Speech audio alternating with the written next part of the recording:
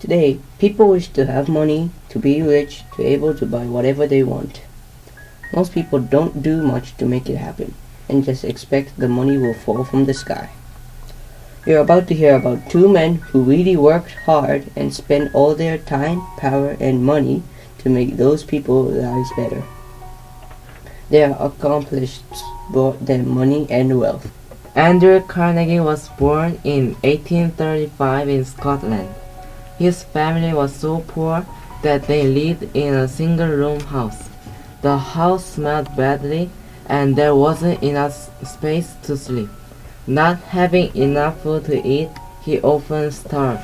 One day, he was so hungry that he complained to his father. His father didn't give him food, but he said, "Everyone has their opportunity. If you catch it, you won't starve at all. I will become one of the richest people in the world," Carnegie promised himself. When he was 13 years old, his family moved to America. He worked as a bobbin boy in a textile mill for $1.20 a week. He encouraged himself and decided to work harder. Impressing his supervisor with his hard work, he was promoted to clerk. Time after time, he acquired better and better jobs. In 1850, he took a job at Pennsylvania Railroad as a personal telegrapher. Due to his dedication and self-study, he was promoted again as secretary telegraph operator. Unfortunately, his father died leaving poor Carnegie in 1855. He was just 20 years old. At this time, he started to invest in companies, invented and sold sleeping cars. He became a superintendent of the Pittsburgh Railroad's Western Division in 1859. In 1864, after fighting in the Civil War, Carnegie left the railroads because he thought that he had done enough with it. He was far from poor, but remembering his childhood, he wanted to be richer in order to help poor children. Soon, Carnegie and his associates incorporated their two companies into Keystone Bridge Company. Carnegie believed in using his fortune for others and doing more than making money. His two great innovations, resulting in cheap and efficient mass production of steel, eventually led him to control the most extensive integrated iron and steel operations ever owned by an individual in the United States. The steel prices dropped as a direct result and were rapidly adopted for railway lines and girders for buildings and bridges. He became one of the richest people in America. Yet still, he felt sympathy for people who were so poor they were not able to study. Carnegie spent his last years as a philanthropist.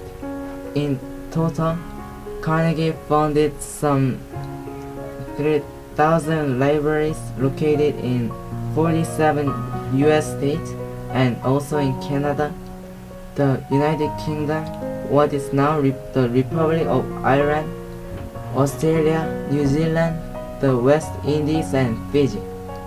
He also donated £50,000 to help set up the University of Birmingham in 1899. Furthermore, he founded a number of universities in America. Each time he established and donated, it always brought him joy. Another well-known billionaire is Steve Paul Jobs, who changed the world with his invention, the computer. Steve Jobs came to the world in 1955 in San Francisco. When Jobs was at the age of 13, he phone called the CEO of the Hewlett-Packard Company and asked for a part-time job.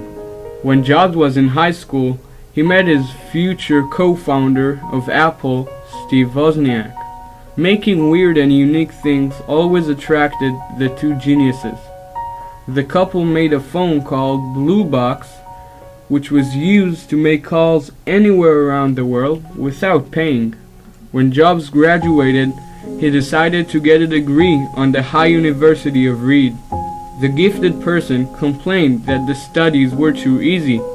He found a job at the video games company, Atari. Jobs quit Atari and finally made a new company called Apple with Wozniak and Mike Markula. Jobs' products amazed people around the world. He was exceptionally successful until he got fired by Apple. It didn't stop him from making and inventing, and he founded a company called Next, which was booming as well. He bought Lucasfilms and changed it to the well-known Pixar. He thought about buying Apple, but eventually Apple was the one to buy Next for $40 million. Jobs' true feelings at that time were that the CEO of Apple, Gilbert Frank Amelio, isn't enough powerful to benefit. Apple workers were on Jobs' side and wanted him as Apple's top worker. Jobs refused to be the CEO, but in 2000 he was finally convinced. Over the years, Jobs and Apple made dozens of fantastic products such as MacBook, MacBook Pro, MacBook Air, iMac, iPhone, iPod, iPad, and many more.